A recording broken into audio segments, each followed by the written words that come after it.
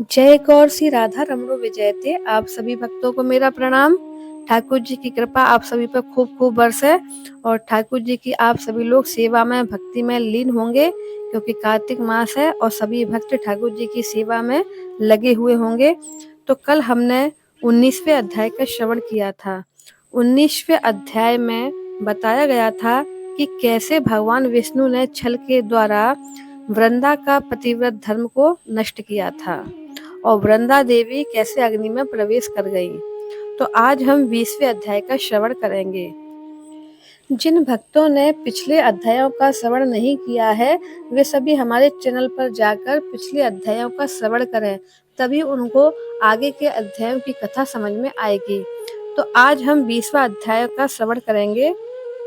माँ शारदा की कृपा स्वयं सहाय, कार्तिक महात्म का लिखूं 20वां अध्याय। बोलो गोविंद भगवान की जय।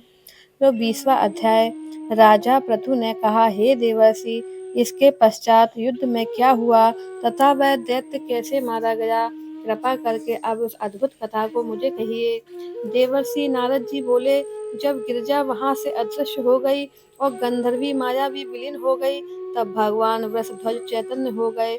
उन्होंने लौकिकता व्यस्त करते हुए बड़ा क्रोध किया। फिर भगवान शंकर जलंधर से युद्ध करने लगे। जलंधर शंकर के बाणों को काटने लगा, परंतु जब काट न सका तो उसने माया की पार्वती बनाकर अपने रथ पर बांध ली, जो शुंभ और निशुंभ द्वारा विद्यमान थी और विलाप कर रही थी। तब अपनी प्रिय पार्वती को इस प्रकार कष्ट में पड़ा देखकर लौकिक लीला दिखाते हुए भगवान शंकर प्रकृति जनों की तरह व्याकुल हो गए और उन्होंने अग्निपुंज की तरह भयंकर रौद्र रूप धारण कर लिया। अब उनके रौद्र रूप को देखकर कोई भी दैत्य उनके सामने खड़ा होने में समर्थ न हो सका और सब भागने छिपने लगे। यहाँ तक कि शुंभ निशुंभ भी युद्ध में स्थित होने को समर्थ न हो सके। जलंधर की सारी माया क्षण मात्र में नष्ट हो गई। संग्राम में चारों ओर हाहाकार होने लगा। शिवजी ने उन भागते हुए शुंभ और निशुंभ को श्राप देकर बड़ी जोर से धिक्कारा और उनसे कहा, तुम दोनों बड़े दुष्ट हो, तुमने मेरा बड़ा अपराध किया है। तुम पार्वती को मारते थे और अब युद्ध से भागते हो। भागते को मारना पाप है, इससे अब मैं तो तुम्हें नहीं मारूंगा, परंतु गौरी तुम्हें अवश्य मारेगी। शिवजी के ऐसा कहने पर समुद्रपुत्र जलंधर क्रोध में अग्नि के समान प्रज्वलित हो गया। उसने शिवजी पर घोर बाणों की वर्षा कर दी, पृथ्वी पर अंधकार कर दिया। तब उस दैत्य की ऐसी चेष्टा देखकर भगवान शंकर बड़े ही क्रोधित हुए तथा उन्होंने अपने चरण गुप्त से बनाए हुए सुदर्शन चक्र को चलाकर उसका सिर काट दिया। एक प्रचंड शब्द के साथ उसका सिर पृथ्वी पर गिर पड़ा और महान हाहाकार होने लगा। अंजन पर्वत के समान उसके शरीर के दो खंड हो गए। उसके रुधिर से संग्राम भूमि व्याप्त हो गई, सारी पृथ्वी विह्वल हो गई।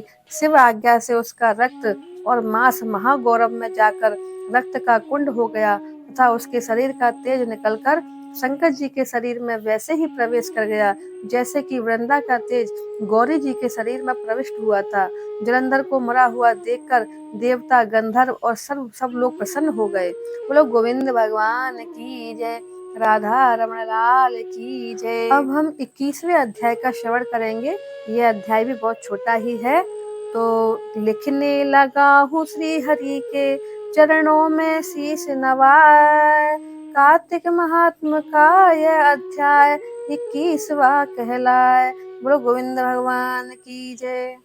श्री नारद जी ने कहा, अब ब्रह्मा आदि देवताओं ने नतमस्तक होकर भगवान शंकर की बड़ी स्तुति की और कहा, हे प्रभु, आप प्रकृति से परे हो, पर ब्रह्म हो और परमेश्वर हो। आप निर्गुण निर्विकार होकर सबके ईश्वर होकर भी नित्य अनेक प्रकार के कर्मों को करते हैं। शंकर जी, हम सब ब्रह्मा आदि आपके दास हैं। हे देवेश, हे शिव, आप प्रसन्न होकर हमारी रक्षा करें।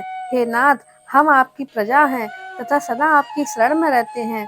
नारद जी कहते हैं, जब इस प्रकार ब्रह्मा आदि सभी देवताओं और मुनियों ने शिव जी की अनेक स्तुति की, उनके चरण कमलों का ध्यान करते हुए मौन ग्रहण कर लिया, तब उसे सुनकर देवताओं को वर देकर वह वहीं पर अंतर ध्यान हो गए।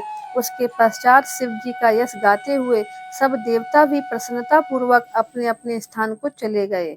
महेशाख्यान से जलंधर का यह युद्ध चरित्र बड़ा पुण्यप्रद और सब पापों का नाश करने वाला है। यह सर्व सुखदायक और महेश को भी आनंददायक है। जो इन दोनों अध्यायों को पढ़ेगा और पढ़ाएगा वह यहाँ पर सुखों को बोकर अंत में गणेश पद को प्राप्त करेगा। बोलो गोविंद भगवान की जय, राधा रमण लाल की जय। तो आप सभी तो कार्तिक महात्म्य की इन कथाओं का श्रवण कर रहे हैं, पर और भी अनेक भक्त हैं जिन तक ये कथाएं नहीं पहुंच रही हैं, तो उन तक आप इन कथाओं को शेयर करें, ताकि आप भी इन कथाओं को सुनने का और सुनाने का कार्य कर सकें और इसका लाभ उठा सकें और पुण्य को प्राप्त कर सकें। तो सभी के चरणों में जय श्री राधे, जय राधा रमन।